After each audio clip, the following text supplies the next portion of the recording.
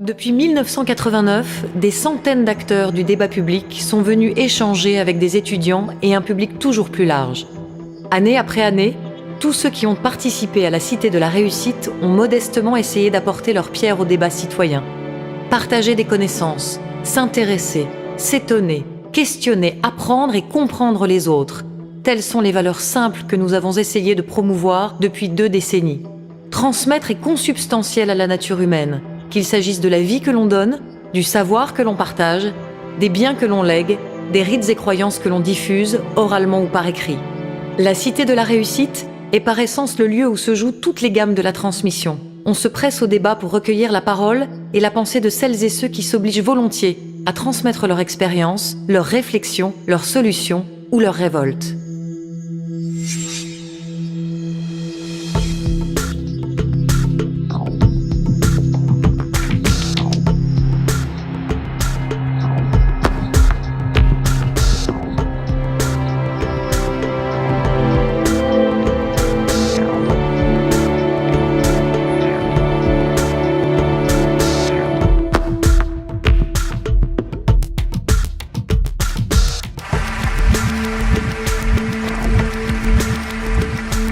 Et bâtir quelque chose ensemble.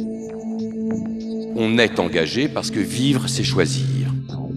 Ça veut dire prendre des risques. La réussite ou le succès, c'est une succession d'échecs qu'on surmonte, qu'on contourne.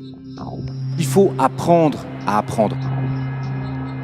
J'ai un rêve d'élever l'humanité par la danse. Quelle est l'œuvre d'art qui a pu transformer les gens autant que, je sais pas quoi, les 35 heures ou la retraite? Si ce n'était plus la solution McDonald's qui triomphait. Manger la même chose, penser la même chose dans tous les domaines, ça c'est le contraire de la cohésion. Cette mondialisation est au contraire une grande source de diversité. Je crois aux intelligences collectives.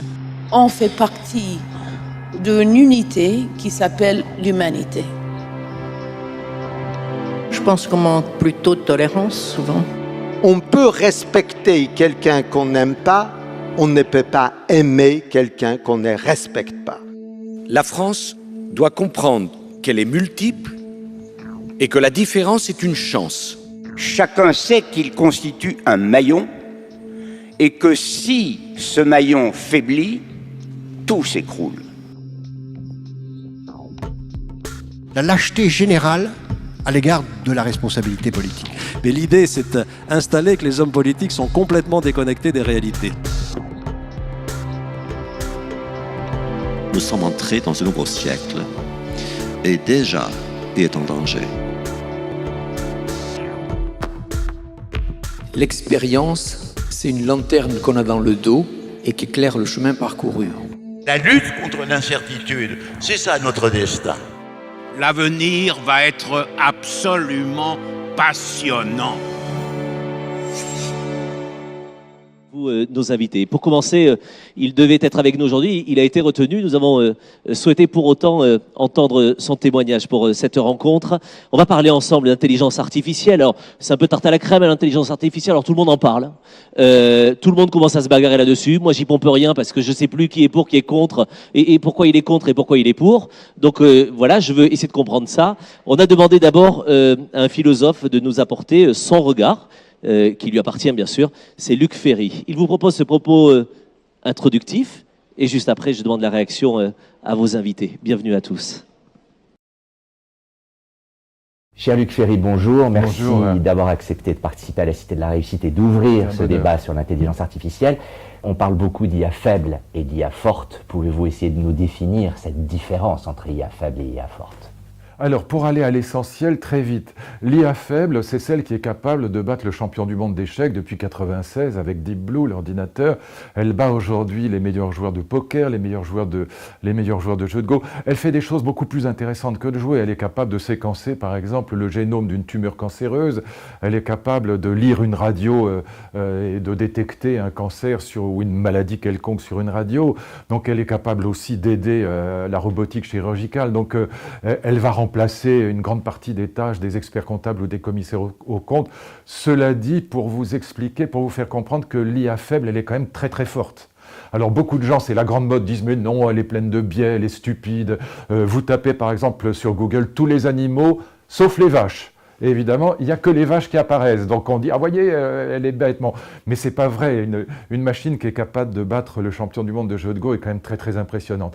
L'IA forte, c'est tout à fait autre chose. C'est le projet de certaines filiales de Google, notamment l'Université de la Singularité, qui est dirigée par un type assez étonnant, à mon avis un grand barjot, mais pas idiot du tout, qui est Ray Kurzweil.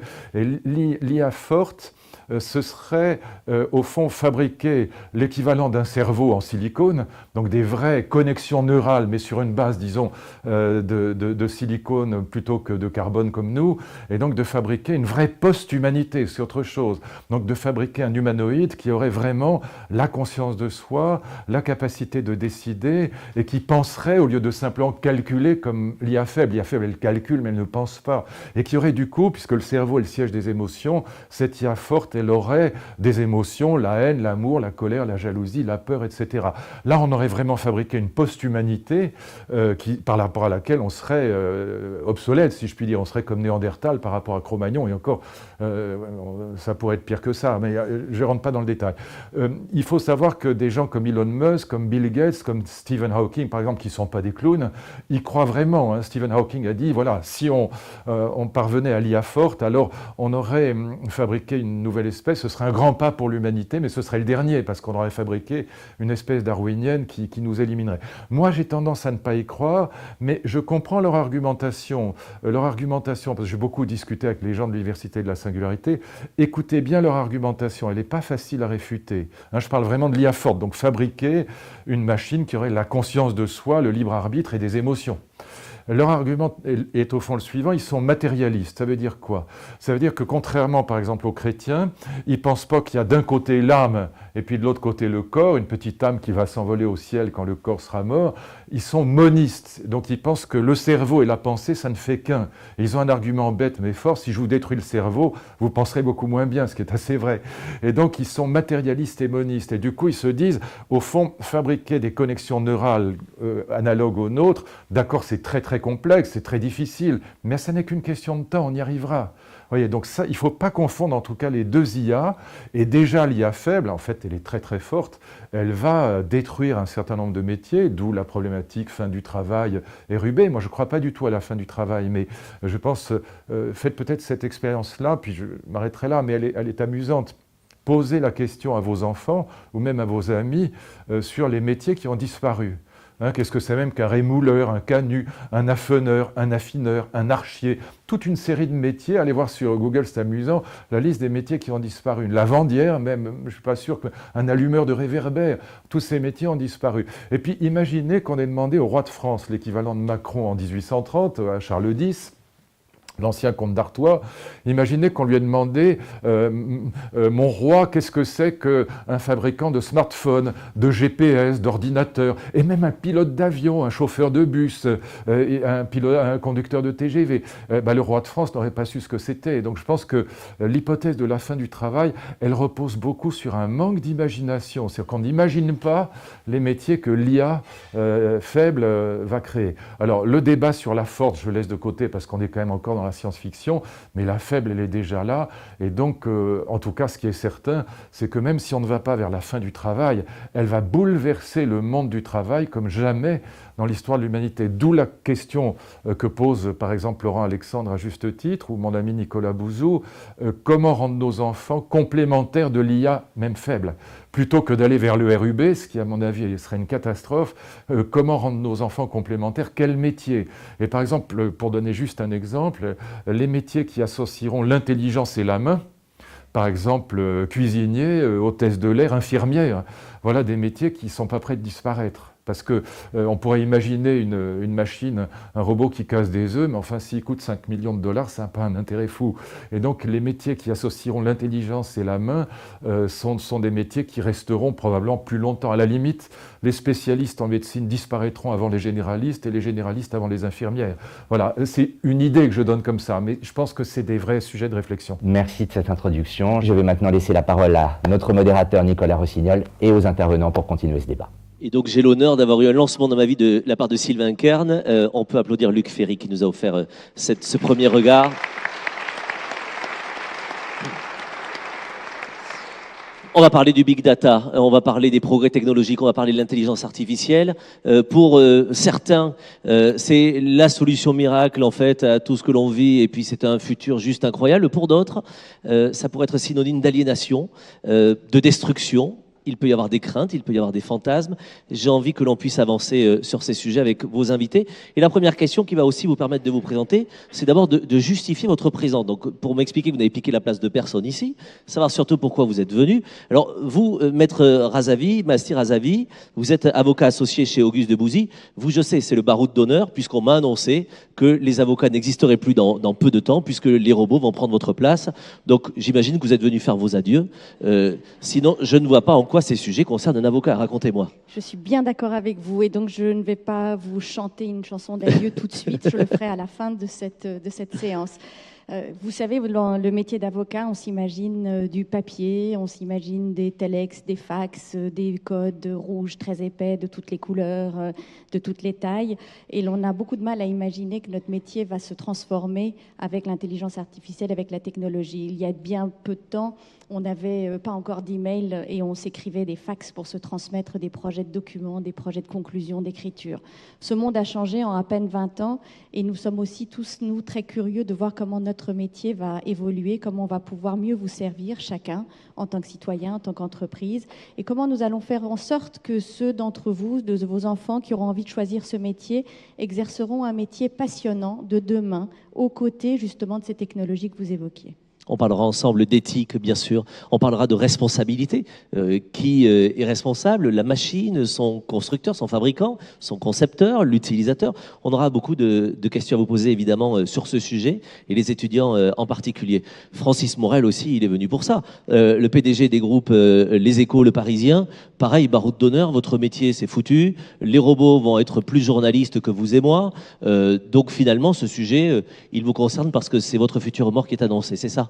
Alors, de la même façon, vous, c'est votre dernière prestation. Exactement. En tant que journaliste. Ah bah oui, là-bas. Après, vous allez à la NPE. Exactement. On s'entend d'ici. Hein. Oh, moi, je suis Aveyronais, je peux tenir un bistrot, mais c'est pas ça. Non, alors, sérieusement, ce que je pense justement, c'est que dans la mesure où l'intelligence artificielle va complètement bouleverser notre vie, montrer ce qui va se passer, expliquer, commenter, montrer les dangers, les forces, c'est pour un journaliste quelque chose d'absolument passionnant à faire. Et c'est en tout cas une bonne vingtaine d'années de travail.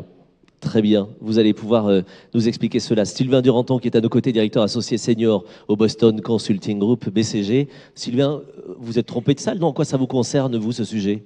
Alors oui, effectivement, les consultants ne sont pas toujours connus comme étant les personnes les plus proches de ces sujets-là. Alors en fait, moi, un peu contrairement aux autres personnes ici, j'ai déjà changé de métier. Ah bon?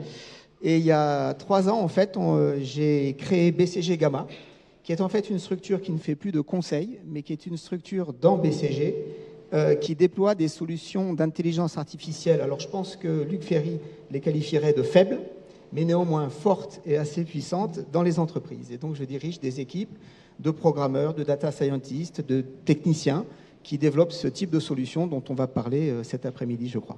Et qui ne sont pas des maladies, mais des vrais métiers et des nouveaux métiers pour la plupart d'entre eux. Nicolas Sekaki, vous êtes vous le président d'IBM France.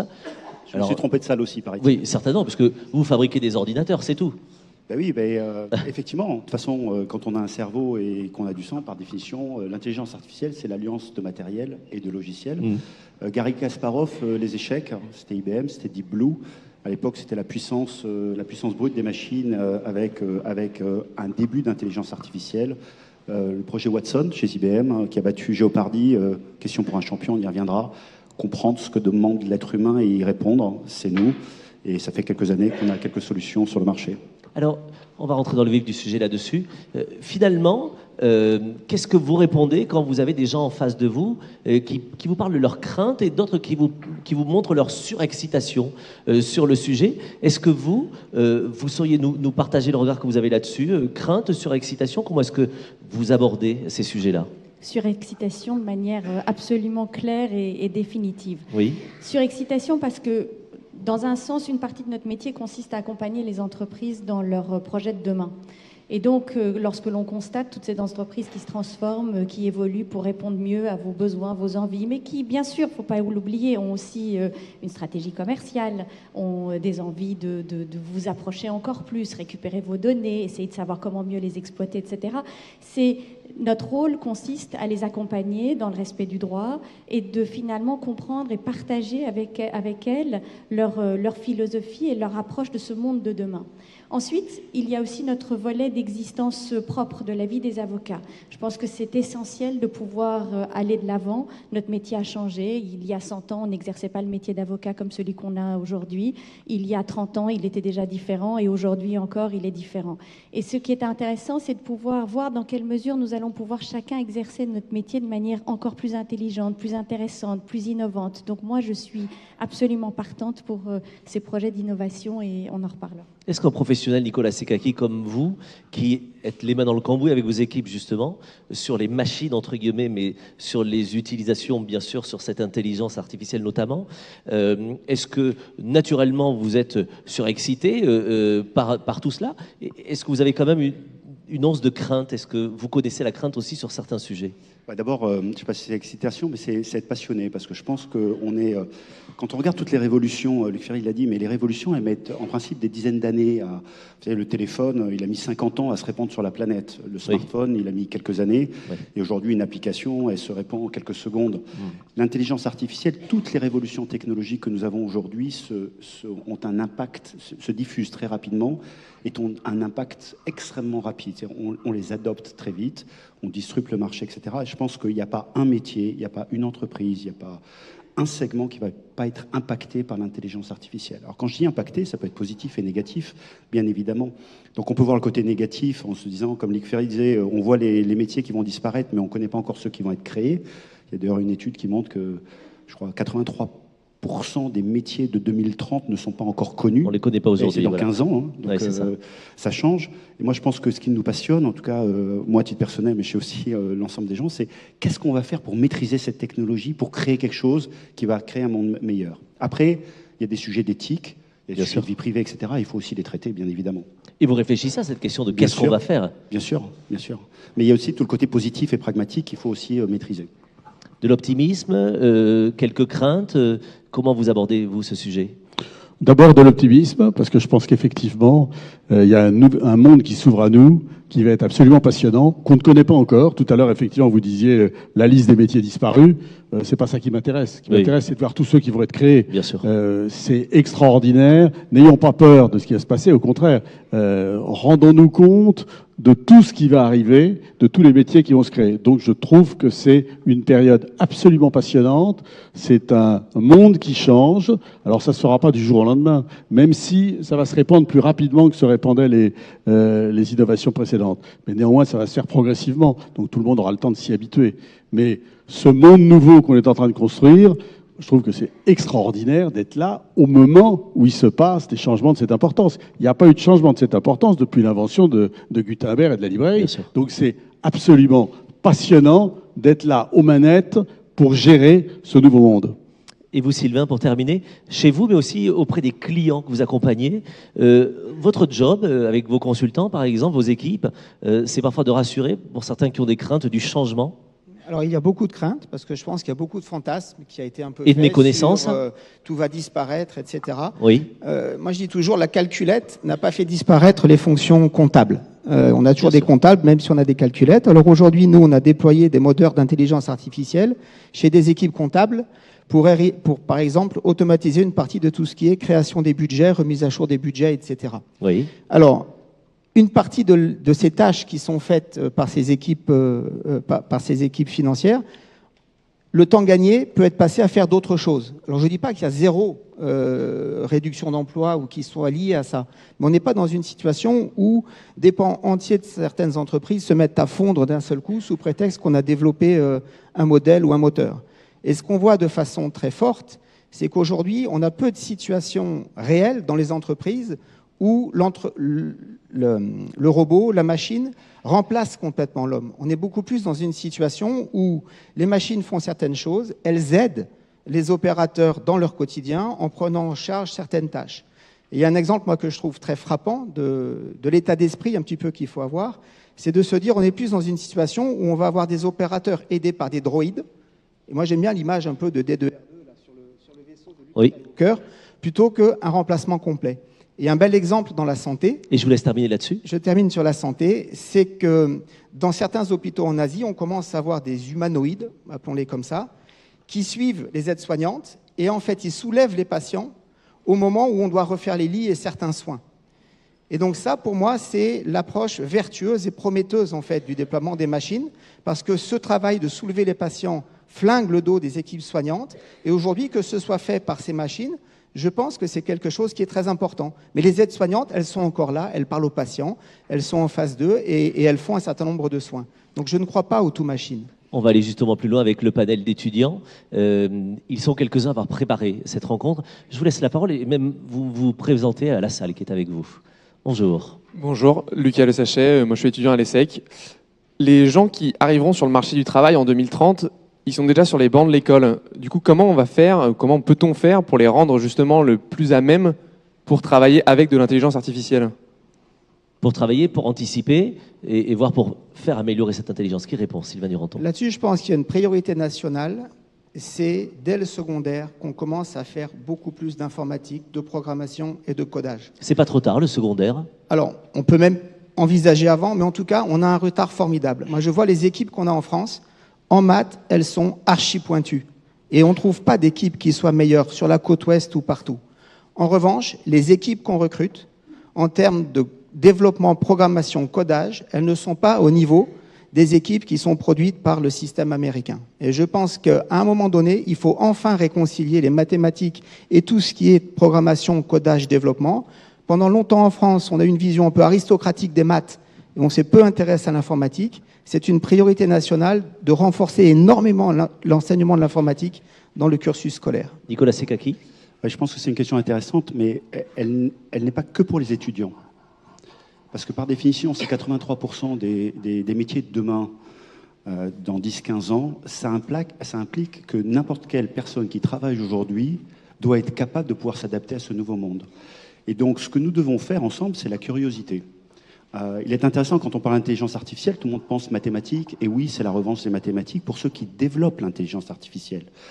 Les gens qui, chez IBM, accompagnent les clients à mettre en œuvre des projets d'intelligence artificielle sont la plupart du temps des consultants. Pourquoi ?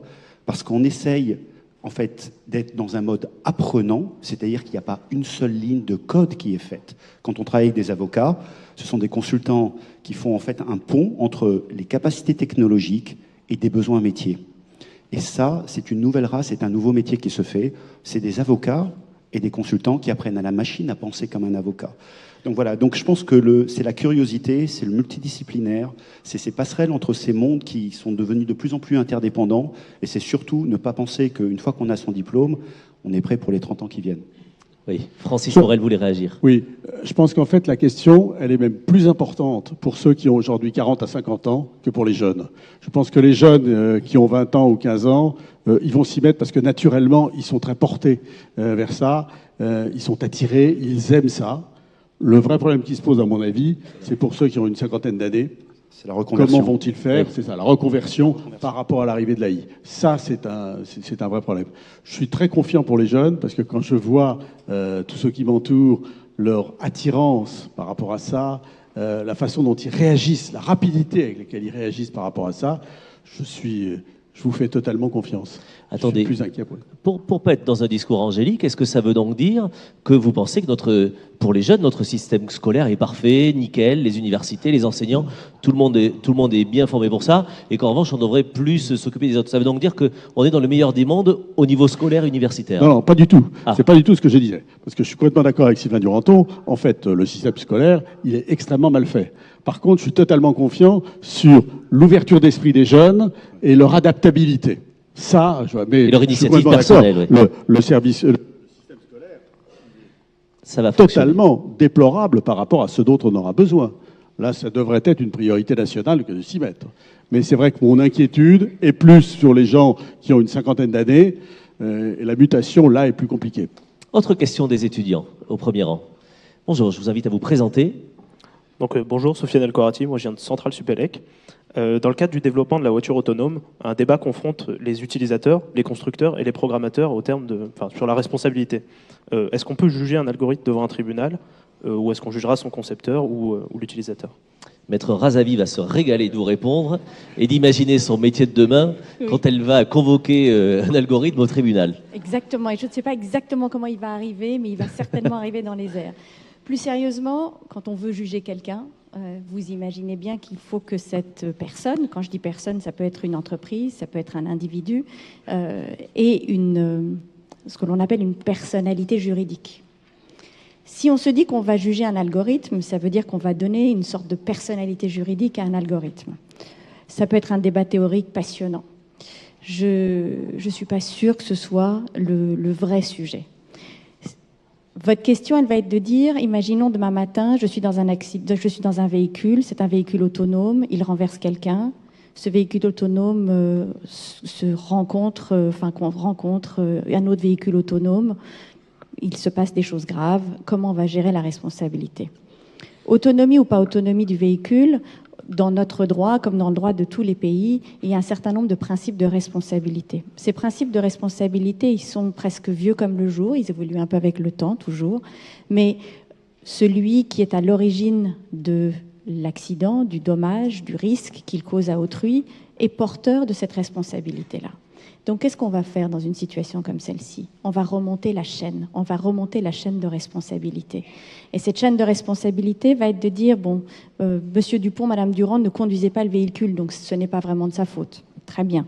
Sauf si peut-être le véhicule avait eu un petit signal d'alarme en disant « Prenez vite le volant, prenez vite le volant ». Bon, on n'a pas respecté, à ce moment-là, on a peut-être une responsabilité partagée. Ensuite, c'est la responsabilité du véhicule qui n'est guère différente de la responsabilité du véhicule aujourd'hui. S'il y a une défaillance dans le véhicule, est-ce que c'est le constructeur? Est-ce que c'est celui qui a fourni le composant? Est-ce que c'est celui qui a créé le fameux outil, l'algorithme qui a permis de construire tout seul, pas tout seul, exactement le véhicule? Et là, ce qui va être aussi intéressant, c'est de voir comment les assurances vont rentrer en ligne de compte. Parce qu'aujourd'hui, vous savez, quand vous avez un accident, en général, la première chose que vous faites quand vous allez très bien, c'est d'appeler votre assureur en disant « Merci, cher ami, de bien vouloir prendre en charge l'ensemble de la situation ».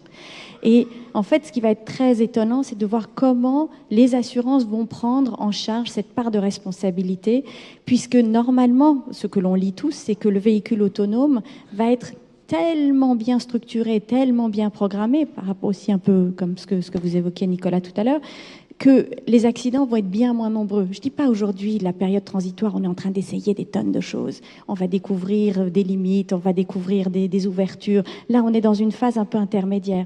Mais le rôle des assureurs, le rôle des constructeurs, le rôle des fabricants, le rôle de celui ou celle qui va fournir la technologie, mais c'est vers eux qu'on ira pour chercher la responsabilité. Nicolas, c'est une énorme responsabilité qui pèse sur vos épaules également. Parce que j'imagine que quand vos équipes travaillent sur le sujet, chez IBM, à travers le monde, vous avez aussi cette question-là de la responsabilité de bout en bout. Comment vous répondez? D'abord, on vient juste d'avoir une illustration que si l'intelligence artificielle, certains pouvaient penser que ça pouvait remplacer les avocats, on vient juste de leur donner un domaine d'études pendant 30 ans sur le sujet. Donc, il y a un nouveau métier qui vient se faire. Donc ça, c'est le premier point. C'est vrai que nous, on est plus, on parle d'intelligence artificielle faible. Qu'est-ce qui se cache derrière ça? Ça veut dire qu'en fait, c'est des intelligences artificielles très spécialisées. Oui. Nous, on aime bien le mot d'intelligence augmentée, d'homme augmenté, d'entreprise augmentée, parce qu'en fait, ces outils, parce que c'est des outils plus ou moins élaborés, ils sont là pour permettre aux hommes et aux femmes de prendre de meilleures décisions ou d'apporter.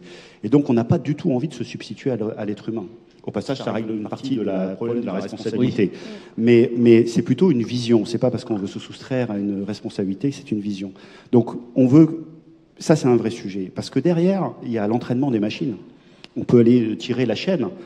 À la fin, c'est un homme ou une femme ou c'est des gens qui ont entraîné des machines avec la connaissance qu'ils avaient. Donc voilà, donc on en est plutôt sur l'homme augmenté, plutôt que sur la machine qui remplace l'homme pour faire quelque chose. Mais c'est vrai que la chaîne de responsabilité, elle va être d'une complexité titanesque. Mais j'ai juste une question vous concernant. Parlez-moi de Watson. Qui est Watson? Parce que c'est déjà quelqu'un qui peut être responsable chez vous.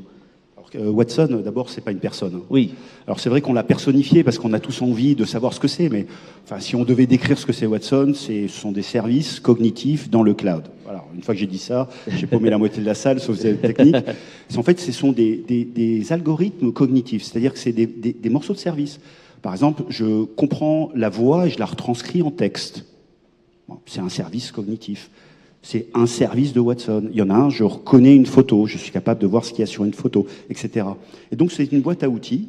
Et ensuite, qu'est-ce qu'on en fait de cette boîte à outils? Oui, voilà. Avec cette boîte à outils, on va être capable de reconnaître un mélanome. Voilà. A, avec une probabilité. Notre façon de voir l'intelligence artificielle, pour répondre aussi à ça, c'est de donner un système qui soit probabiliste. C'est-à-dire que l'intelligence artificielle peut être déterministe ou probabiliste. Qu'est-ce que ça veut dire? Vous posez une question et vous avez une réponse. Et là, vous devez dire, je fais confiance à la machine, j'ai une réponse. Nous, on va être sur de la probabiliste, c'est-à-dire à 90%, voilà pourquoi c'est la réponse, et voilà les éléments qui sous-tendent la réponse. Ce qui permet à l'être humain de comprendre si la machine s'est trompée ou pas. Oui. Ce qui lui permet aussi de corriger la machine. On est dans un système apprenant. Alors c'est sûr que si vous êtes dans une voiture autonome, le probabiliste, ça ne marche pas. À un moment donné, il faut décider si vous allez à gauche ou à droite. Bien sûr. Mais nous, on appelle ça des moteurs de règles. Autre question des étudiants. Oui, Francis. Juste un mot pour faire sourire la salle à propos des voitures autonomes. J'étais la semaine dernière sur le parvis de la Défense à la Grande Arche, et il y a un petit bus qui fait le tour. Exactement. Et le bus était à peu près vide.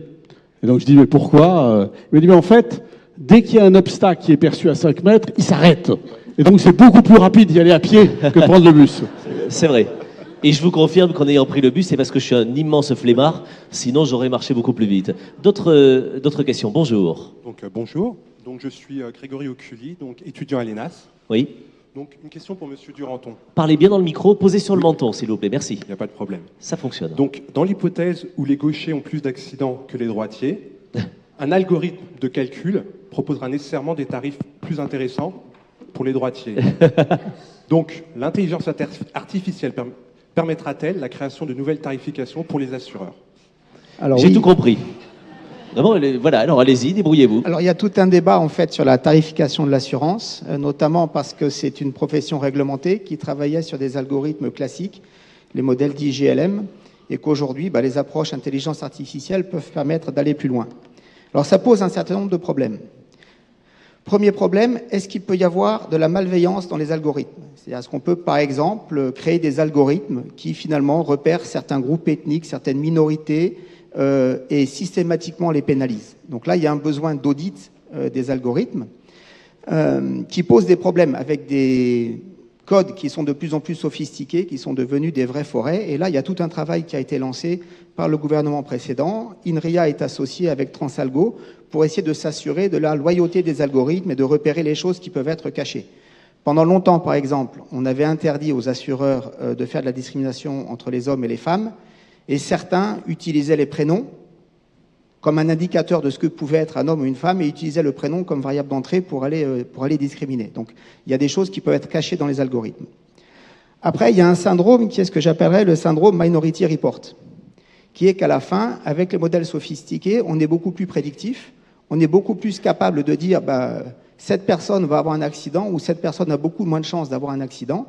Si on est beaucoup plus prédictif, on sape la solidarité et si on pousse le modèle à l'extrême, chacun va se mettre à payer pour son risque à lui. Il n'y a plus d'assurance en fait, c'est juste chacun paye pour son risque à lui.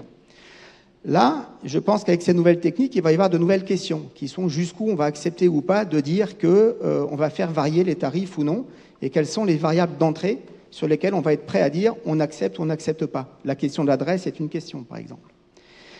Et il y a un problème beaucoup plus fondamental qui dépasse l'assurance, qui est à quel prix est-ce que je vais vendre le service?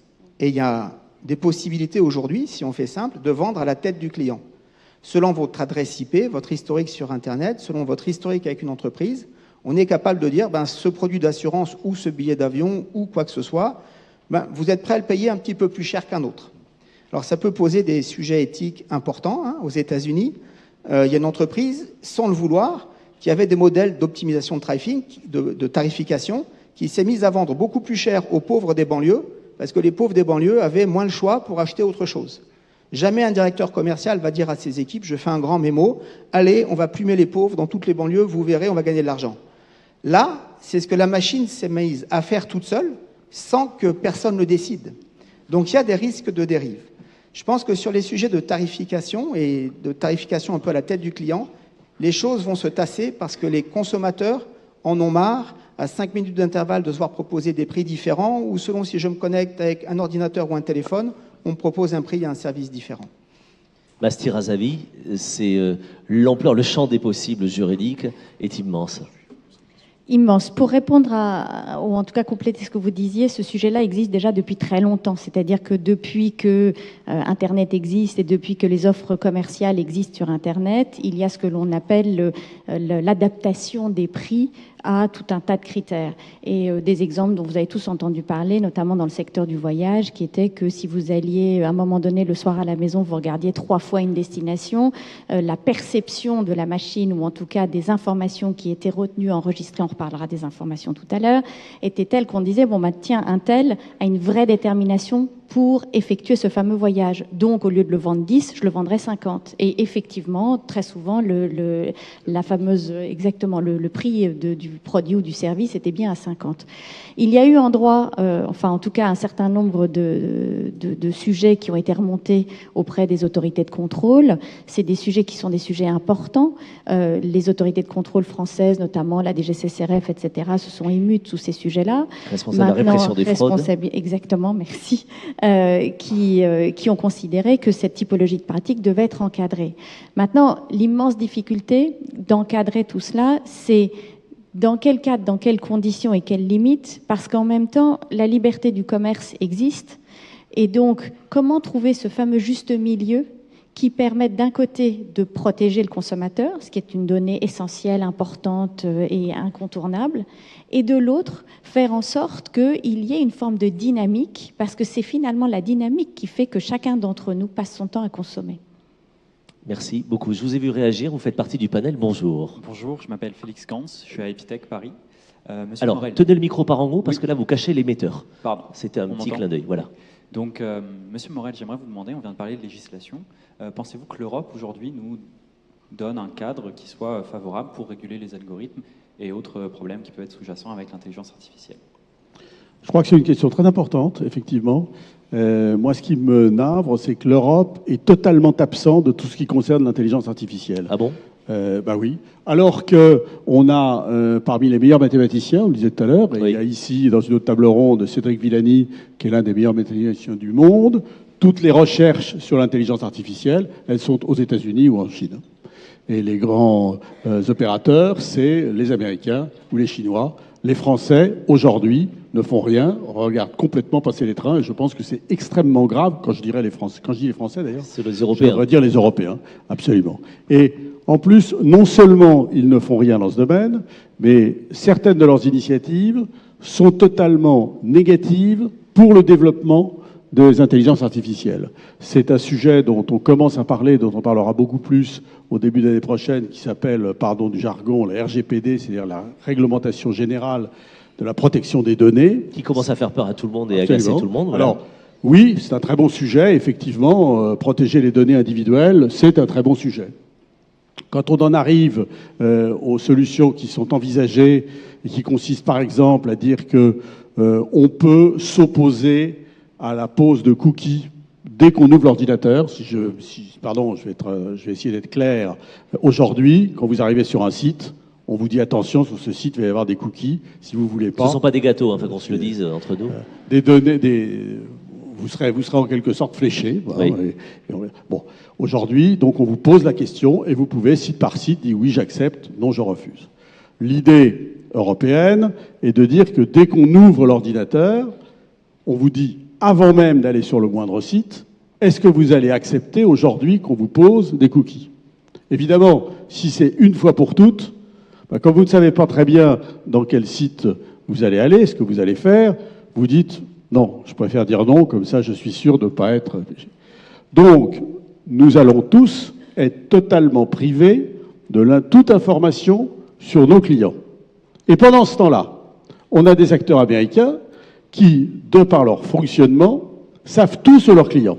Donc c'est un très bon problème, vouloir protéger les données personnelles, mais là, on fait une réponse où on ne laisse comme seul opérateur les Américains, qui ont au contraire un boulevard devant eux. Il faut savoir que quand on s'inscrit sur Facebook, immédiatement, vous donnez toutes vos informations à Facebook. Facebook, Amazon, Google, demain, sauront tout sur vous.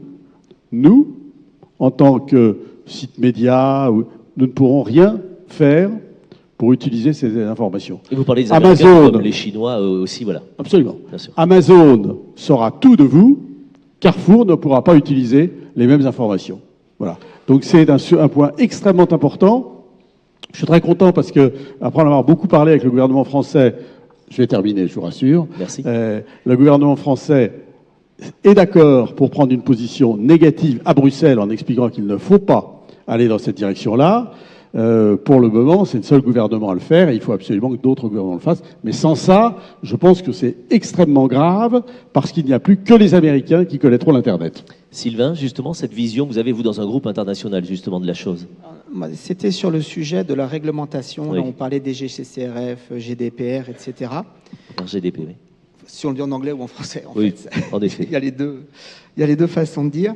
Je pense que les gouvernements sont un peu dépassés là par la complexité du système, la difficulté à réglementer. Je pense que les problèmes juridiques sont complètement dingues à régler. Et on oublie trop que protéger le consommateur, c'est beaucoup l'éduquer. Et je vais vous donner un exemple. Bon, c'est de notoriété publique maintenant, la société Cambridge Analytica a aidé Trump à être élu. En fait, en étant capable de profiler à partir de données Facebook des gens qui étaient susceptibles de voter pour lui et en leur envoyant les bons messages ciblés pour essayer de faire basculer. Ils ont été aussi actifs sur la campagne pour le Brexit, en fait. Oui. Alors aujourd'hui, on crée des systèmes qui font qu'on ne peut pas vendre les données, pas les déplacer, etc. Mais tout ceci a été fait en toute légalité parce que des gens se voient proposer sur Internet, tiens, est-ce que vous voulez un horoscope? Tiens, est-ce que vous voulez un test de personnalité? Alors donnez-nous accès à vos données Facebook et on vous fera un test de personnalité gratuit. Les gens ouvrent tout à n'importe qui, à Bien des sûr. opérateurs de l'ombre. Et donc il y a vraiment un défi de la nouvelle citoyenneté, de former des citoyens dans l'ère du numérique. Une réaction, allez-y, je vous en prie. Et ensuite, une question du panel. C'est vrai que là, sur ce sujet-là, les réactions peuvent être très nombreuses. Et c'est vrai que d'un côté, on a une réglementation qui est très forte. Vous parliez de cette nouvelle réglementation européenne qui crée des contraintes qui sont absolument délirantes et qui peuvent, dans certains cas, constituer une arme anticompétitive pour les entreprises Totalement, françaises, européennes, face aux entreprises américaines. Mais ce qui est tellement important et tellement sensible, c'est en effet l'éducation et la compréhension pour chacun d'entre nous. Là, j'évoque le citoyen que vous êtes, que nous sommes chacun d'entre nous. Nous recevons tous les jours des demandes de gens qui disent « J'ai écrit des trucs épouvantables sur Internet. J'ai laissé des traces épouvantables sur Internet. Comment est-ce que je peux faire ?»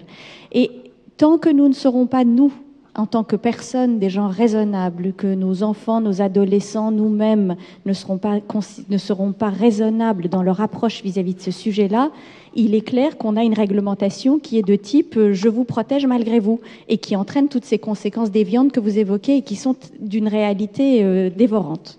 Nicolas, votre réaction? Je pense qu'on est au cœur de l'amalgame. Déjà, on dit entreprise américaine, en fait, on parle de plateforme. Oui. Alibaba est une plateforme. Donc c'est mondial. Oui. Criteo, je ne sais pas si vous la connaissez, c'est une des meilleures plateformes de publicité au niveau Internet. C'est une société française, c'est une licorne. Elle a les données de beaucoup de gens. Oui. Donc en fait, on n'est pas en train de parler d'Américains versus les autres, même s'il y a un sujet d'équilibre entre les plaques, entre les États-Unis et l'Europe. On est vraiment sur est-ce qu'il y a des plateformes qui récoltent les données. Et je vous rappelle qu'il n'y a pas si longtemps que ça, les seules données qui intéressaient les entreprises, c'était les données des entreprises. Or, ces 10 dernières années, ce qui produit de la valeur, ce qui en émet, ce sont les particuliers et les grands consommateurs. Donc nous tous, avec notre smartphone, pour avoir des services gratuits, on donne les données. Les nôtres, c'est celles de nos copains. Et les entreprises, d'ailleurs, au passage, essayent de protéger leurs données dans votre usage privé. Donc on a un sujet qui est les données que vous donnez, comment est-ce qu'on va réglementer pour qu'on ait un accès à une protection de la vie privée, qui me semble fondamental, parce qu'effectivement, comme vous dites, on donne des données, mais on ne sait pas qui les utilise, donc il faut réglementer ça. Et puis, il y a un autre sujet qui est de dire comment est-ce que je vais donner un cadre qui permet à l'Europe de se développer sur ces sujets d'intelligence artificielle. Et là, ça va des mathématiciens et des industriels qui vont le développer, mais encore une fois, il y a aussi un autre sujet, ce sont les usages. Et les usages ont besoin d'une chose qui s'appelle les données. Alors, c'est soit les données que vous avez données, soit celles des entreprises. Et il faut également qu'on travaille sur la fluidité. Je sais pas, nous, on milite beaucoup pour qu'il y ait un Schengen des données, par exemple, que les pays européens puissent échanger leurs données à nous de les sécuriser avec les acteurs industriels, etc. Donc voilà, on est typiquement au cœur, on pourrait en parler des heures, on est avec un amalgame entre grand public, opinion, politique, etc. À la fin, pour développer un écosystème d'intelligence artificielle, il faut bien sûr des technologies, il faut les protéger, capital intellectuel, il faut des données et il faut de l'usage. Et on peut intervenir sur ces 3 sujets. Une dernière question du panel et ensuite la salle. Bonjour à tous, Mathieu Deglas, je suis étudiant en Sorbonne et président d'une association qui s'appelle la Conférence Oliver et qui est très intéressée par cette question-là. Depuis tout à l'heure, ce qui est intéressant, c'est qu'on vous entend beaucoup parler de grandes entreprises, d'États-Unis contre France, etc. Et il y a uniquement vous, maître, qui avez mentionné un terme qui nous concerne en réalité tous, qui est citoyen. Et en fait, je pense qu'aujourd'hui, les citoyens sont encore un peu très loin de toutes ces notions d'IBM, de Big Data, alors qu'aujourd'hui, tous les Français n'ont pas accès à la fibre aujourd'hui. Et moi, la question, elle est donc pour vous, maître. Aujourd'hui, face à tout ce maelstrom en fait, de nouveaux termes, de nouvelles technologies, comment vous faites pour rassurer et vos confrères et vos clients sur le rôle aujourd'hui de l'avocat, qui est l'avocat qui rassure, qui est l'avocat qui protège vos secrets les plus profonds et qui est une personne humaine et qui va être difficile d'accepter lorsque ce sera un robot pour se confier. Maître Razavi. Alors j'espère que je serai suffisamment rassurante. La technologie, nous en avons besoin pour l'exercice de notre métier, dans votre intérêt. Donc ça, je ne reviendrai pas sur ce sujet. Nous devons évoluer avec le temps. Et justement, le fait de pouvoir intégrer la technologie dans notre métier, que l'on soit un petit cabinet, un grand cabinet, un moyen cabinet, du local, de l'international, ça nous permettra de rendre un service plus adapté à chacun d'entre vous. Ce qui fait que derrière, nous aurons le loisir, le temps de nous consacrer en fait, de manière plus, j'espère, intelligente, plus fine, plus posée sur chaque personne, sur chaque situation. Je vous donne un exemple qui concerne finalement, encore une fois, le citoyen. Un tel et une telle décident de divorcer. Évidemment que la documentation, si on pouvait l'avoir en un instant, ça nous arrangerait. Mais apporter le conseil, accompagner les gens dans la difficulté d'une épreuve comme celle-ci, ce sera notre rôle et qui aura cette valeur ajoutée que chacun viendra chercher. Et qu'une application ne peut pas remplacer. Je l'espère, mais peut-être qu'un jour, et encore une fois, les outils que vous avez développés, qui sont des outils incroyables, on n'a pas encore parlé de ROS, enfin on pourrait en parler pendant des heures, c'est des machines extraordinaires. J'espère que les uns et les autres auront conscience que l'apport d'humanité, l'apport de l'attention et d'autrui demeureront des valeurs incontournables. Maintenant, là où je ne vais peut-être pas vous rassurer, c'est que notre monde du droit, de notre profession, évolue de plus en plus également. Pas de ce point de vue-là. Mais on constate de plus en plus que, j'allais dire, du fait de l'influence de pays d'origine plus américaine, une réglementation beaucoup plus inquisitive que la nôtre, on vient demander à l'avocat, dans le fond, pas simplement d'accompagner, de conseiller son client dans le plus grand des secrets, mais on vient de plus en plus, dans un certain nombre de domaines, demander à l'avocat de venir dire « mon client a fauté ». Et ça, c'est les sujets sur lesquels on doit se concentrer. Et ça, ce sont des sujets qui dépassent la machine, l'électronique, la transition, tout ce que vous voulez. Et ça, ce sont des batailles que les avocats devront mener dans nos pays pour venir justement protéger le citoyen, les entreprises et éviter cette déviance qui, alors là, sera totalement, à mon sens, désastreuse. Merci pour cela. Une réaction rapide de Francis et la salle ensuite. Oui, rapidement. Dans un autre domaine de la vie quotidienne, dont on parle beaucoup sur l'IA, c'est la santé. La santé, on dit, c'est extraordinaire parce que maintenant, on va pouvoir analyser tous les résultats d'études qui sont faits dans le monde entier et à partir d'une analyse, la machine, en une nanoseconde, dira, bah oui, effectivement, vous avez telle forme de maladie, etc. Et donc, on a tendance à dire, finalement, le médecin sera remplacé par une machine. C'est absolument faux. Parce que la machine va donner le résultat, mais derrière le médecin, il faut qu'il parle à son client. Il faut qu'il l'écoute. Il faut que le client lui dise ses inquiétudes, ses angoisses. Le conseil dont on parlait il y a un instant. Et il y a de la même façon, c'est pour ça que j'y pensais quand je vous entendais, parce qu'il y a ce problème d'écoute, de dialogue qui est fondamental. L'IA, ce sera un atout, mais l'écoute restera essentielle derrière. Merci pour ça. Je vais laisser la parole à la salle. Il y a 2 micros normalement en salle qui vont se balader et voilà. Qui souhaite poser la première question à vos invités? Monsieur, bonjour, on va vous apporter un micro. Gardez la main levée, s'il vous plaît. Bonjour, je vous invite à vous présenter si vous le souhaitez. Alors Rodolphe Redouté, étudiant à l'ESIL à la Défense. Moi j'avais une question par rapport à l'IA forte, dont je trouve qu'on n'en a pas assez parlé. J'ai vu récemment Facebook et Google faire des tests sur les réseaux neuronaux et l'intelligence artificielle, et ils ont remarqué que dans ces tests, l'IA développait elle-même son propre langage et que les ingénieurs n'arrivaient pas à le comprendre. Donc selon vous, est-ce que, de même manière que Elon Musk et Stephen Hawking trouvent que l'intelligence artificielle forte peut être dangereuse, est-ce que vous pensez que ça pourrait être problématique dans le futur si on ne la maîtrise pas assez? Qui répond? Nicolas Sekaki pour moi, IBM. Moi je veux bien. Enfin, donc IA forte, c'est effectivement pose d'énormes problèmes. Moi je pense qu'on est encore en IA faible et qu'il faut rester, qu'il faut avoir des principes. Alors nous on en a posé quelques-uns. Il y a les problèmes éthiques, mais il y a aussi des principes d'IA. Oui. On en a édicté 3 et qu'on essaie de s'appliquer tous les jours. Ce qui ne veut pas dire que d'autres peuvent faire autre chose. Mais la première, c'est l'inclusion. C'est l'IA pour l'homme par l'homme. La deuxième, c'est la transparence. Et je vois, ça me paraît extrêmement important, c'est la transparence des algorithmes. C'est-à-dire être capable de comprendre comment l'algorithme est arrivé à une solution et à une conclusion, parce que sinon, elle va répéter, même non intentionnellement, des biais qu'il nous faut connaître et comprendre. Donc voilà, donc on va être sur la transparence des algorithmes, savoir qui a entraîné la machine. Nous paraît aussi extrêmement important, comme quand vous allez chez un médecin, vous avez un diplôme et vous savez quelle est l'université de Bordeaux, l'origine de l'enseignement, bien sûr, et du fait qu'il est là. Et puis le troisième, c'est les compétences, qui nous paraissent aussi importants, parce qu'il ne faut pas que ce soit des choses qui échappent à notre contrôle, aussi bien en développement et en usage. Si on fait ça, je pense qu'on aura une machine qui sera très complémentaire à celle de l'être humain et qui nous permettra de faire, et on n'en a pas parlé, des choses que nous ne sommes plus capables de faire à taille humaine, mais que si on a un outil qui nous aide, on pourra le faire. Mais non, il ne faut pas laisser la machine hors contrôle. Autre question dans la salle. J'ai une main levée ici. Pour ceux que je ne vois pas, parce que l'éclairage est parfois un peu fort, vous n'hésitez pas à hurler, bien sûr. Monsieur, bonjour. Présentez-vous si vous le souhaitez. Donc, Jérôme Jublin, Société Humanao. Moi, j'avais une question par rapport à la réaction de Monsieur Morel sur l'Europe. Aujourd'hui, on voit en fait qu'il y a donc un bloc plutôt États-Unis, l'autre bloc au niveau de la Chine, avec le côté russe aussi qui est très actif dans le domaine, et un peu à l'image de ce qu'on voit au niveau des... tout ce qui est imposition, avec donc les Panama Papers et autres. On pourrait voir aussi le dark web, donc ça c'est le premier point au niveau contexte. Et vraiment le point central de la question, c'est de dire, est-ce que vous ne pensez pas que ce soit au niveau chinois ou au niveau donc, américain, qu'il y a un avantage concurrentiel qui est pris, et que du coup l'Europe a un moyen de s'opposer par rapport à ce qui est fait dans ces deux pays, qui ne sont pas forcément protecteurs de leurs consommateurs. Donc comment vous voyez le rôle de l'Europe dans ce mouvement, et est-ce que l'avantage concurrentiel des GAFA et des BATX n'est pas finalement déjà pris, et qu'est-ce que nous on peut opposer à ça? Est-ce qu'on peut s'opposer, ou la question pour aller plus loin, c'est est-ce qu'il est trop tard? Francis Morel. D'abord, je pense que faire des lignes Maginot, ça ne marche jamais.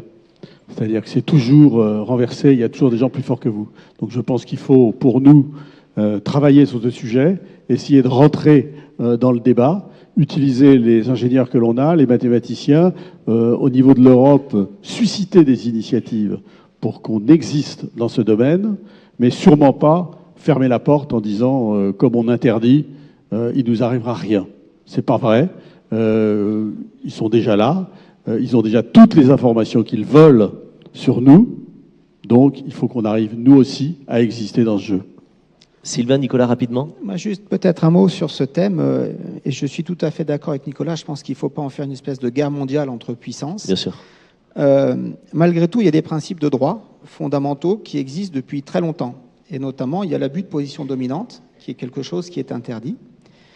Au XXe siècle, les États-Unis eux-mêmes avaient démantelé la Standard Oil, qui avait atteint une position incontrôlable sur une ressource critique qui était le pétrole à l'époque. Je pense qu'à un moment donné, se posera la question de regarder de manière très objective les risques ou non d'abus de position dominante de certains des grands acteurs de la tech. Et c'est pas faire du protectionnisme, c'est pas du tout appelé à ça, mais je pense qu'à un moment donné, la puissance de certaines entreprises peut poser question. Alors, oui, et puis en complément, on a fait une étude sur... il y a 80% des données qui ne sont pas accessibles par les plateformes aujourd'hui sur la planète, ce sont celles des entreprises, qui ont pour l'instant résisté. Alors après, c'est qu'est-ce que vous faites de ces entreprises? Elles ont de la valeur. Donc déjà, il faut qu'on se repose aussi le cadre, comme j'ai dit, du grand public et des entreprises et des États, et qu'est-ce qu'on fait. Le deuxième point sur le protectionnisme, moi je suis comme vous, je pense que le protectionnisme, toutes les innovations ont toujours été des courtes échelles. C'est j'ai un bout de technologie, tu as des données, tu as ça, on va créer quelque chose. Je crois qu'il faut qu'on se remette dans un agenda, je crois que Cédric Villani est en train de le mettre, un cadre en disant c'est quoi notre plan ensemble, quels sont les usages et quels sont les gens qui ont envie de contribuer à ce chemin.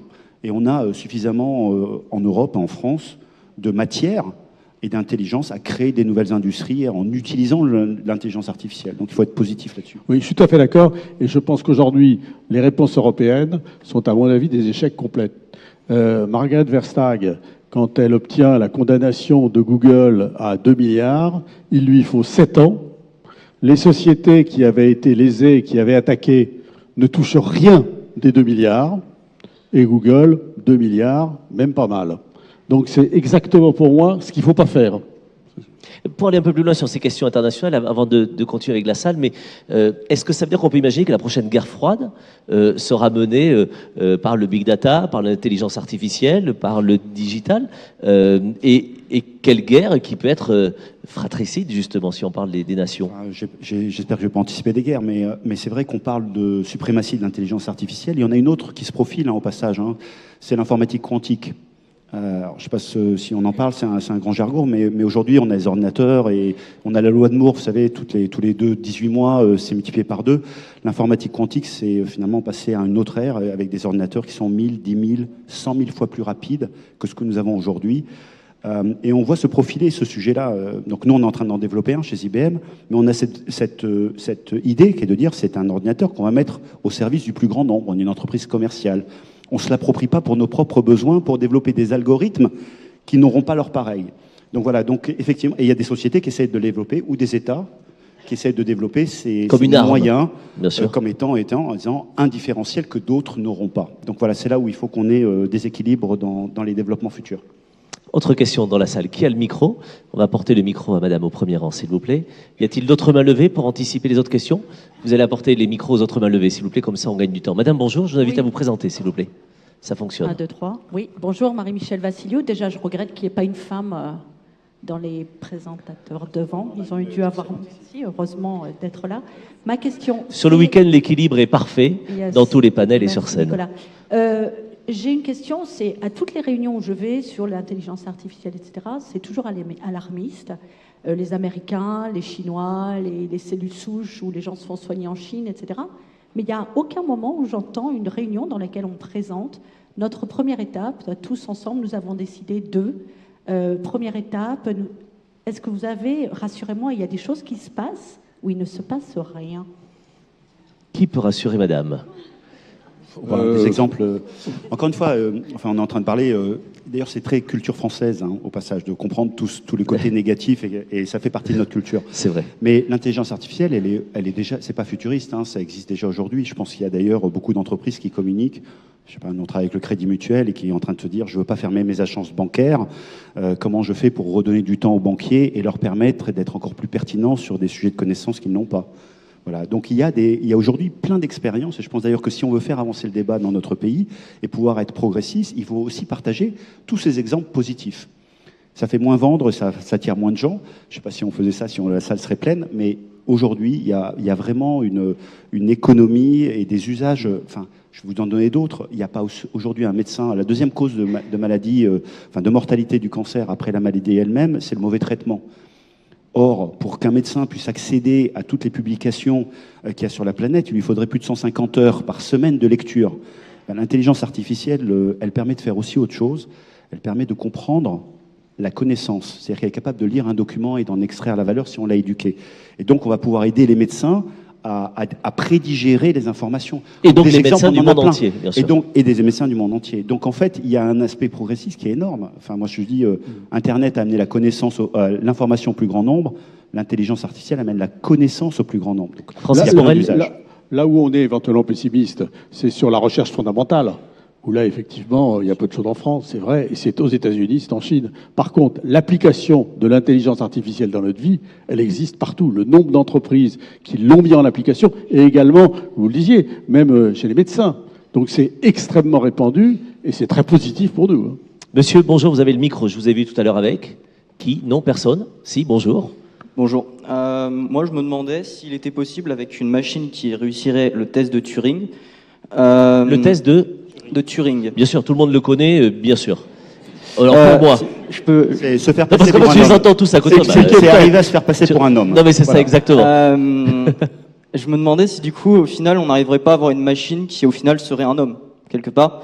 Et du coup, si on pourrait pas essayer de voir, pourquoi pas faire fusionner, au final, la machine et l'homme, si cette machine était impossible à différencier. On peut y répondre. Hein. Je veux qu'on propose ce sujet au baccalauréat en philo l'année prochaine. Avant qu'il nous sabre 14 épreuves au baccalauréat, il faut la mettre celle-là, vraiment. Allez, je voulais vous remercier de votre en 30 contribution. secondes. Donc Turing, c'était un des pères de l'intelligence artificielle. Hein. C'est lui qui a décrypté la machine Enigma des Allemands pendant la guerre mondiale. Et c'est vrai qu'il a fait ce test qui caractérisait l'intelligence artificielle. Donc un humain, si on n'est pas capable de reconnaître dans une conversation qu'on est face à une machine, alors c'est une intelligence artificielle. Oui. Ce concept-là est faux par nature. L'intelligence artificielle, elle n'est pas que logique, elle est émotionnelle, elle est collective, etc. Et donc c'était les débuts. Donc le Turing, c'est juste quand vous conversez avec quelqu'un, est-ce que vous allez avoir une conversation normale sans le savoir? Et ça, on y arrive aujourd'hui. Donc je pense qu'il ne faut pas confondre la capacité d'avoir un dialogue avec une machine qui soit construite et celle d'avoir en face de nous un humanoïde. Après, être capable d'avoir des greffes et des puces, etc. Moi, à titre perso, pas pour moi, mais chacun son choix. Merci. Pour les puces, en tout cas. Qui d'autre a le micro? Vous avez le micro, bonjour. Je vous invite à vous présenter. Et puis on apporte le micro à une autre main levée, comme ça on gagne du temps. Bonjour. Bonjour, donc du coup, moi je suis étudiante à l'ENSAE. Du coup, je rajoute dans le panel étudiant en tant que femme. Du coup, moi j'ai une question par rapport, comme vous avez dit, en termes de toutes les données que nous, en tant que consommateurs, on donne, entre guillemets, juste en allant sur Internet. Oui. Justement, en tant que consommateur, les entreprises utilisent ces données, mais nous, en tant que consommateurs, est-ce qu'on peut les vendre ou les utiliser comme moyen de transaction? Et si oui, quel serait le prix en question? Combien coûtent les informations de madame? Moi, je voudrais dire plusieurs choses là-dessus. Les vendre et avoir des services en échange, c'est ce qu'on a énormément aujourd'hui. Vous avez des messageries gratuites, vous avez tout un tas d'applications qui sont gratuites, et c'est en fait une façon d'échanger vos données personnelles contre vos données. Les échanger contre des espèces sonnantes et trébuchantes, c'est possible. Et beaucoup de gens pensent qu'en fait, une banque, si elle pouvait vendre aussi librement et utiliser aussi librement les données qu'elle a sur vous, elle pourrait en fait vous offrir toute la palette de services bancaires de manière gratuite. Donc effectivement, il y a de la valeur que vous pouvez chercher à monétiser. Maintenant, je pense qu'il y a deux choses qui sont extrêmement importantes. Il y a un problème de confiance. Aujourd'hui, quand on demande aux utilisateurs d'Internet, aux consommateurs un peu partout sur Terre, on a plus de 80% des gens qui, contrairement à vous, ne souhaitent pas vendre leurs données, mais sont plutôt très inquiets de ce que les entreprises vont faire de leurs données. Et c'est un nombre qui augmente chaque année. Donc ce n'est pas une espèce de peur que les gens avaient et à laquelle ils s'habituent. Les gens ont de plus en plus peur. Et plus de la moitié des gens pensent que les entreprises sont malveillantes et feront des choses mauvaises avec leurs données. Moi, je suis persuadé que la réglementation va jouer, mais avant la réglementation, il y a la confiance. Oui. Aujourd'hui, les gens font confiance à Wikipédia, font pas confiance à beaucoup d'autres entreprises. Et je pense que la réaction face aux angoisses des consommateurs viendra des entreprises qui arrivent à prouver qu'elles travaillent de façon dans la confiance, qu'elles ne font pas n'importe quoi avec les données, qu'elles ne tarifient pas n'importe comment. Et je pense que ça viendra autant par la pression des consommateurs que par la réglementation. Et là, j'aimerais dire juste une chose très importante pour votre génération, c'est que voter, bien sûr, c'est important, bien sûr, il y a des lois qui sont faites, il y a le Conseil du numérique, il y a tout le monde qui fait des choses. Je pense quand même que la démocratie va un petit peu se déplacer et que les groupes de consommateurs, la pression des consommateurs va faire beaucoup plus qu'elle ne faisait par le passé dans une démocratie qui était beaucoup plus verticale. On est dans un monde beaucoup plus horizontal et ouvert. Et à un moment, on avait l'expression qui était « allez, on va un peu aller voter avec nos pieds ». Moi, je pense que demain, on va voter avec nos clics et que tout le défi pour les citoyens que vous êtes et les citoyens à venir, c'est de savoir où cliquer, justement, pour que notre voix soit entendue et pour éviter les pièges qu'on peut avoir avec tous les aigrefins de l'Internet. Maître Razavi, pour compléter. Oui, juste, Sylvain disait il y a un instant, les entreprises qui vont arriver à créer ce climat de confiance, il faut savoir que de nombreuses entreprises ont refusé notamment la communication des données qui leur avaient été faites par des autorités nationales, pays complètement différents, ça va des États-Unis à la France, etc. Et justement, une partie de ces réactions allait dans le sens de démontrer aux citoyens, à leurs clients, leurs consommateurs, leurs partenaires, qu'une demande qui était émise par une autorité supérieure n'allait pas nécessairement donner lieu à une communication d'un contenu, par exemple, d'un email. Et il y a des cas qui ont été très connus et très remarqués, notamment aux États-Unis, où des entreprises ont gagné contre l'État dans la faveur de leur position qui était de dire non, moi je respecte la loi, j'ai pas à communiquer les données que vous me demandez. Donc c'est vrai que cette tendance, elle est très importante aussi parce qu'en effet, si confiance il y a, les uns et les autres seront beaucoup plus fluides dans cet échange, beaucoup plus souples, parce qu'ils sauront que les entreprises sont aussi là pour protéger leurs intérêts. Mademoiselle, bonjour, vous avez le micro. Bonjour, je suis donc Capucine Amedro et je suis étudiante à Sciences Po. Je souhaiterais vous interroger sur un vecteur qu'on n'a pas vraiment, qui a été esquissé au cours de vos interventions, qui est celui de l'adaptation, puisqu'on a bien compris que l'intelligence artificielle et les nouvelles technologies n'allaient pas tellement conduire de manière dichotomique à de l'aliénation ou bien une libération, mais qu'elle nécessitait une adaptation.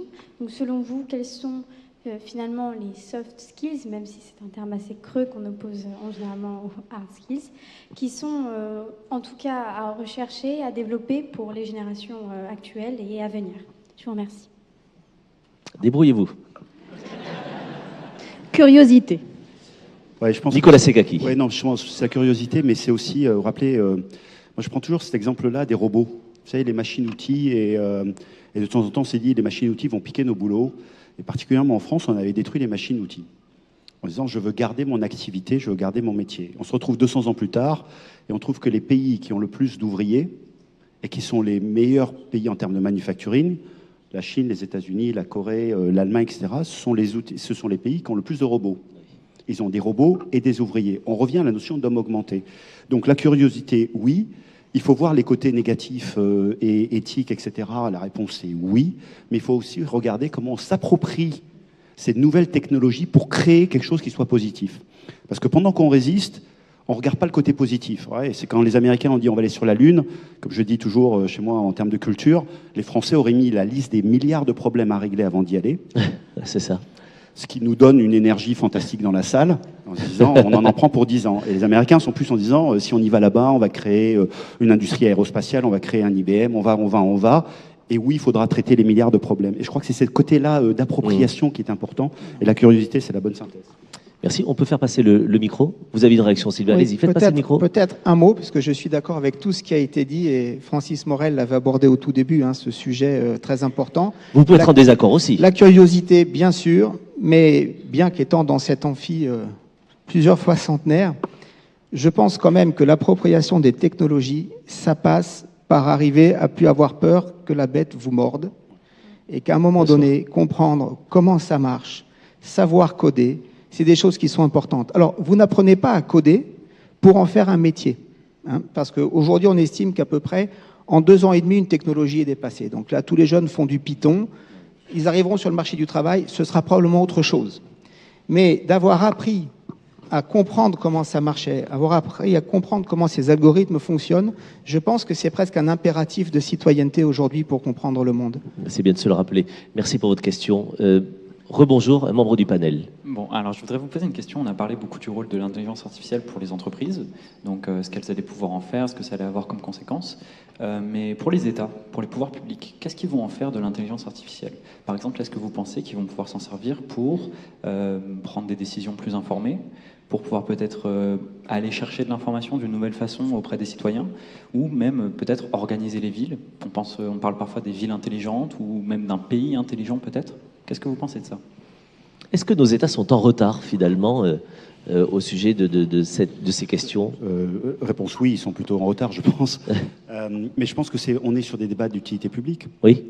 Et quand on parle santé, quand on parle éducation, quand on parle aussi défense, etc., ces technologies-là permettent de le faire également. Oui. Donc oui, et puis la décision, enfin je sais pas comment vous faites, nous on a fait une étude, alors très très poussée, on n'a pas besoin d'intelligence artificielle. Quand vous prenez une décision, il y en a un tiers qui sont super, un tiers qui sont à peu près corrects et un tiers qui ne sont pas les bonnes. Et c'est un marché qui pèse 2 trilliards, c'est-à-dire de dollars sur la planète, et donc tout ce qui nous permet de prendre une meilleure décision sera intéressante. Donc les États, pour moi, oui, ils ont à prendre ces sujets-là, mais il faut les prendre encore une fois dans l'autre sens, c'est qu'est-ce qu'on peut faire de différent et qu'est-ce qu'il faudrait pour qu'on le fasse. Et on n'est pas sur ces débats-là, on n'est vraiment pas encore sur ces débats-là. Donc on est en retard. Oui. Francis Morel. J'étais il y a 15 jours à Singapour et j'ai été absolument fasciné de voir la façon dont justement l'intelligence artificielle était implantée dans cet État pour l'organisation générale de l'État. C'est extraordinaire et je leur en parlais et ils me disaient d'ailleurs que la région Île-de-France avait prévu un déplacement à Singapour pour essayer de s'inspirer de ce qui existe dans le cadre du Grand Paris. Regardez la médecine, les cultures. Les Chinois vont chez les médecins quand ils ne sont pas malades. Nous, on va chez un médecin pour être guéri. Trop tard, oui. Donc, ces technologies-là, elles développent quoi? Le préventif. C'est comment nous empêcher d'être malades. C'est ça. Comment est-ce qu'on rembourse le préventif? Vous voyez? Ça n'est pas sociétal. Qui d'autre a le micro dans la salle pour aller plus loin? Bonjour. Bonjour. Il y a une question qui n'a pas été évoquée depuis le début, c'est le coût de l'intelligence artificielle. Et de la même manière que l'informatique ou l'automobile ont renforcé les inégalités à un moment donné dans l'histoire, l'intelligence artificielle fera-t-elle de même?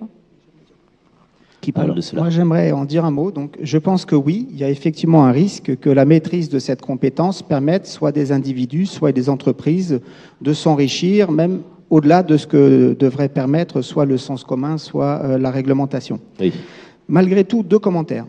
Au niveau des individus, moi, je vois une formidable opportunité dans l'émergence de ces disciplines, parce que c'est des disciplines d'ascension sociale. Je pense que d'autres disciplines, le management, peuvent être associés à un déterminisme social assez fort. Je pense que la programmation et les mathématiques sont et seront encore plus un moteur d'élévation sociale au niveau des individus. Et moi, je suis plutôt content que de jeunes matheux gagnent bien leur vie parce qu'ils maîtrisent ces techniques. Après, il faut que ces techniques diffusent, notamment entre entreprises, et que personne puisse aller récupérer cette rente. Et là, on revient sur le débat de l'abus de position dominante ou pas de certaines entreprises. Oui, moi, je pense que c'est pareil. Est-ce que ces technologies vont être mises à disposition? Voilà. Donc là, il y a des débats. Il y a des entreprises qui développent pour leurs propres besoins et des entreprises et des États qui développent pour les autres. Et ça, vous avez sur le marché. Si demain, vous les développez sur Watson, je ne vais pas faire plus pour IBM. Je sais que sur Microsoft, ils ont pareil. Vous y allez, c'est gratuit au passage. Après, si vous l'utilisez commercialement, c'est... Donc, le véritable sujet, c'est... Moi, je pense que s'il n'y avait pas Internet, on n'aurait pas accès à l'information. Et au passage, on voit plein, ne serait-ce que sur le territoire national, de gens qui développent, qui sont à Lille, à Bordeaux, sur le territoire national, alors qu'avant, il fallait être dans un bassin qui était créé pour... Pareil pour l'Afrique. Si l'intelligence artificielle est mise à disposition du plus grand nombre, alors vous allez très bien aussi, en Afrique, avoir accès à cette connaissance. Et la question, c'est qu'est-ce que vous faites de cette connaissance? Donc moi, je pense qu'effectivement, si on n'a pas d'a priori, ça va être un ascenseur, mais il ne faut pas se l'accaparer. Voilà, il faut être... Il y a une question derrière l'intervention de Nicolas, c'est que finalement, il y a l'accélération des technologies, des nouvelles technologies, l'accélération de cette prise en main aussi par les citoyens, mais en même temps, est-ce qu'on n'est pas là aussi en train de creuser un fossé entre ceux qui, derrière, savent l'utiliser et ceux qui ne savent pas parce qu'ils n'ont pas les fondamentaux, la lecture, l'écriture, parce qu'ils n'ont pas justement la 4G, la fibre, etc. Est-ce que le fossé n'est pas là en train de se creuser encore plus? Oui, ça c'est indiscutable. C'est un vrai problème. Il y a un fossé de génération et un fossé de technique, de niveau intellectuel, financier, technique. C'est un vrai problème. En France, quand on regarde le taux d'adoption de la 4G, de l'accès à l'Internet, etc., enfin franchement, on a les forfaits les moins chers d'Europe. Oui. Il ne faut pas non plus, on n'a pas de problème d'accès, en tout cas en France. Bien sûr. Après, si effectivement, si vous n'avez pas accès à Internet, vous avez un peu de mal. Mais c'est vrai pour le reste du monde. Mais je pense qu'il y a des fondamentaux. En France, on n'a pas ce problème-là d'accès à ces technologies. Autre question. Je vois une main levée ici. Est-ce qu'on peut apporter un micro? Alors, vous en avez un et ensuite on le passera à madame. Allez-y. Oui, bonjour, Laurent Strichard, je suis entrepreneur. On sent monter une vraie angoisse de la captation des données et de leur utilisation. Et j'ai entendu certains d'entre vous, notamment M. Morel, dire qu'il faut s'adresser aux États, peut-être à l'Europe. N'y a-t-il pas une contradiction qui serait la suivante? On a rarement vu une entreprise faire du mal avec les données qu'elle capte, sauf dans les James Bond, je dirais. Un entrepreneur, quand il crée son entreprise, il veut avant tout véhiculer une idée, une ambition, réinventer un peu le monde. Il ne sait pas si ça donnera un GAFA ou une petite PME, et peu importe. En revanche, on a déjà vu les États devenir de vraies dictatures. Il n'y a-t-il pas une contradiction de demander à l'État de légiférer à ce stade? Il n'y aurait-il pas d'autres solutions qui pourraient nous protéger? Alors là, je suis complètement d'accord, parce que je pense également qu'en plus, les États, actuellement, quand ils légifèrent sur ce genre de sujet, ils ont encore une mentalité des années 80 et ils comprennent rien de ce qui se passe. Et leurs législations ont toujours 10 à 20 ans de retard. Et ce qui se prépare sur, justement, les datas, c'est absolument plus d'actualité. Ça n'a aucun sens face à ce qui se passe aux États-Unis, à ce que font Facebook, Amazon et Google. Donc je suis complètement d'accord. Les législations des États sont complètement à côté de la plaque. Et l'attitude, par exemple, de la CNIL, qui en fait, c'est quasiment devenu dogmatique. Il faut protéger le consommateur, et les solutions qu'on propose sont totalement dépassées. Oui, pardon, ça a juste un lien à ce que vous disiez juste avant. C'est-à-dire que quand vous pensez, vous nous parlez d'un voyage scolaire de nos élus de la région Île-de-France qui vont aller à Singapour en voyage pour voir ce qui se passe, c'était il y a 20 ans qu'il fallait aller à Singapour, c'est pas aujourd'hui. Parce que ce qu'ils vont voir là, juste dans un musée entre deux super hôtels et deux bons cocktails, les mecs ils pomperont rien déjà au retour, mais en plus, le temps qu'ils le retranscrivent ici, on se reprend 20 ans dans la figure. Donc... Absolument. D'accord. En plus, pour vous faire rire... Non, m'encouragez pas. M'encouragez pas, je vais faire pire. En plus, pour faire rire la salle, ils y vont pour regarder l'aménagement urbain, les constructions de stations de métro, parce qu'il y a un grand plan à Singapour, pour que personne ne soit à plus de 6 minutes à pied d'une station de métro, etc. Au moment où on me racontait ça, en France, Porte-Maillot, ils avaient mal fait leur forage et le RER était inondé. Avec un trou de 3 cm. Là, un trou de 3 cm qui il y a un problème. Là. Ça fait plaisir. Maître Razavi, pour revenir au sujet. Il ne faut pas oublier qu'un processus législatif, c'est très long. Quand on veut créer une norme européenne, vous imaginez qu'il faut mettre un nombre d'individus invraisemblable d'accord. Et c'est vrai que à chaque fois qu'on réagit et qu'on a un texte qui sort, il est déjà tellement vieux, puisque forcément, on a commencé à y réfléchir 15 ans, 10 ans avant, et que le jour où il arrive, il ne correspond plus à la réalité, etc. Mais le vrai sujet, c'est de changer de vision. C'est-à-dire que moi je parle de la France, plus en France, on aura une vision qui consistera à protéger le consommateur, qui est un incapable notoire. C'est comme ça qu'on considère le consommateur dans notre pays, à tous égards. Vous voulez acheter du pain, vous voulez aller sur Internet, vous voulez vous acheter une voiture. Le droit est pléthorique pour venir toute la journée dire qu'il faut le protéger, qu'il faut le protéger, protéger. Et c'est vrai que quand vous êtes entrepreneur, vous avez votre projet, vous êtes confronté à un nombre de contraintes qui sont complètement délirantes. Et ces contraintes-là ne changeront, ou ces choses-là ne changeront qu'à partir du moment où on considérera que le consommateur, en fait, n'est pas un être irresponsable. On considérera que c'est quelqu'un qui a un certain cerveau, une certaine forme d'intelligence et qu'il est capable de décider pour lui. Mais nous en sommes très très loin. Et donc, tant que nous en serons loin, ces règles arriveront, elles seront en retard, on courra après les autres qui décident en fait de ne pas légiférer dans beaucoup de cas parce qu'ils préféreront aussi laisser le monde évoluer et de partir sur la base de principes généraux. On a des tonnes de principes généraux qui tiennent bien la route et qui protègent finalement à la fois l'entreprise et à la fois le consommateur. Nicolas, vous étiez en train de dodeliner de la tête. Hein. Oui, parce que j'ai pas la réponse, mais c'est vrai qu'en tant que citoyen, en tant que consommateur, moi je sais pas mes données. Enfin, comme je donnais un exemple, quand j'utilise WhatsApp, en fait, j'ai donné les copains, j'ai donné les coordonnées de tout mon répertoire. Et j'ai pas appelé les 2500 personnes qui étaient dans le répertoire. C'est mal. Pour leur demander. C'est mal. Mais tout utilisateur WhatsApp, c'est ça que vous avez fait. D'accord. Bien sûr. Et je pense que c'est intéressant aussi, vous parliez des cookies tout à l'heure, qui en fait, vous voulez utiliser un service qui est gratuit, on vous dit on va installer des cookies. Une fois que vous avez mis ce cookie, eh ben, il capte des données. Vous ne savez pas ce qu'elles sont et vous ne savez pas où est-ce qu'elles vont. Je crois qu'une des réglementations, c'est de dire, vous pourrez quand même utiliser, même si vous n'acceptez pas les cookies. Donc, vous ne savez pas ce qu'ils vont en faire, mais vous avez le droit. Je pense qu'il y a une vraie marge entre disant, je vais réguler des choses qui sont fausses ou qui ne sont pas bonnes. Et je pense que vous avez dit le mot, c'est la rapidité. Et je crois qu'il faut qu'on soit un peu plus rapide à pouvoir... Mais le manque de réglementation est également un problème. Bien sûr. Et je pense qu'il faut qu'on trouve un vrai milieu sur les sujets qui sont vrais. Moi, je pense que la vie privée en est un. À titre personnel, je pense qu'il faut respecter la vie privée. Après, il ne faut pas venir avec des solutions de vie privée dans un monde industriel, dans un monde de gouvernement. Parce que là, on va à l'encontre même de ce que veulent les entreprises et ce dont ont besoin les entreprises et les citoyens.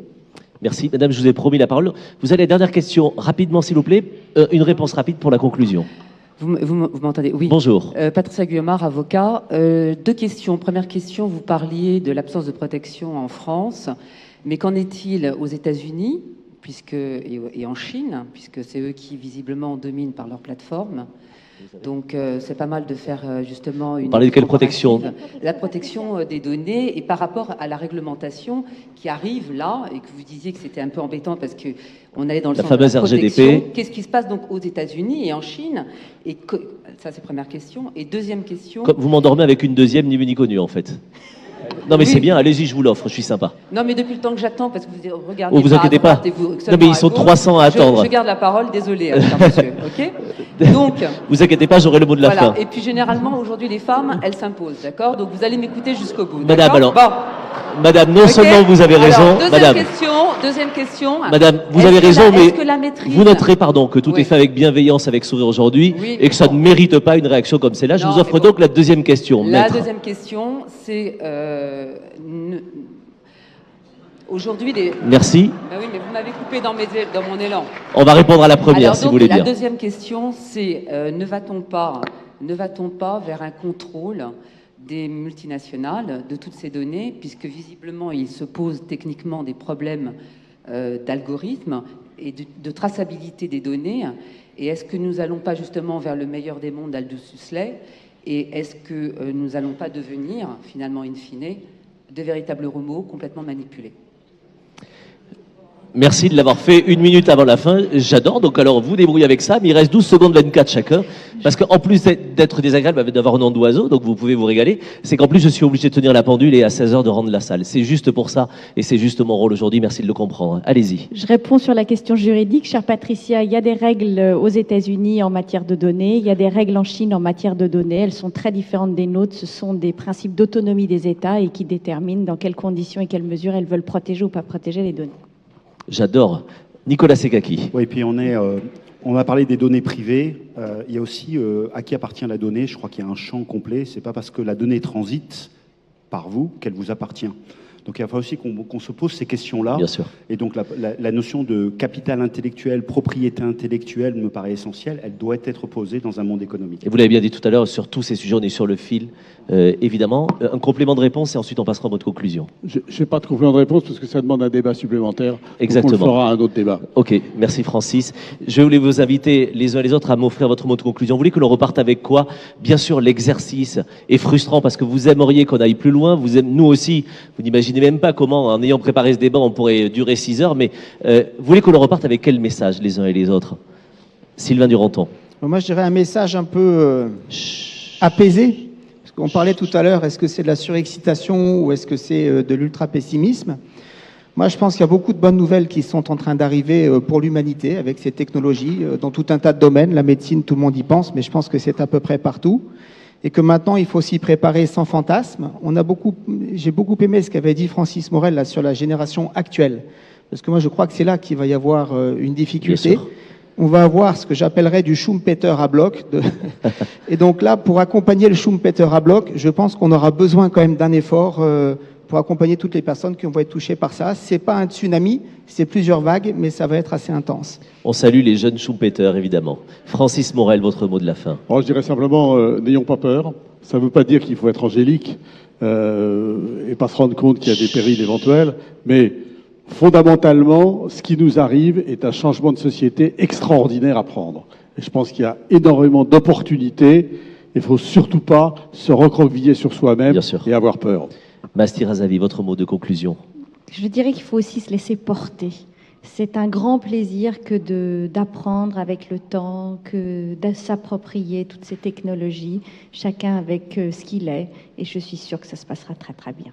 Merci maître. Nicolas Sekaki. Moi je trouve que c'est extrêmement positif qu'il y a autant de gens qui s'intéressent à ce sujet. Oui. Ce qui attire, c'est bien sûr la crainte, mais en fait tout le monde est curieux de savoir qu'est-ce qu'on peut en faire. Et la réalité, quand on les entretient, tout le monde, et j'ai pas de problème non plus sur les générations de 50, 60 ans, à partir du moment où elles ne s'accrochent pas en disant c'est ça que je sais faire et je ferai rien d'autre. Donc à partir du moment où on est curieux, qu'on fait des passerelles et qu'on a cette curiosité, je pense qu'on peut faire des choses fantastiques. Ils étaient vos invités cet après-midi, vous les applaudissez s'il vous plaît. Merci madame, merci messieurs. Merci aux étudiants qui ont travaillé sur le panel. Merci aux étudiants, merci aux organisateurs, merci aux équipes techniques en régie. Et parce que le sujet, et évidemment ces débats lancent d'autres débats, j'ai la chance, et c'est exceptionnel ce week-end, d'animer la deuxième partie de ce débat dans le grand amphithéâtre maintenant avec d'autres intervenants. Mesdames et messieurs, régalez-vous et profitez bien de ce week-end à la Cité de la Réussite. Bon après-midi.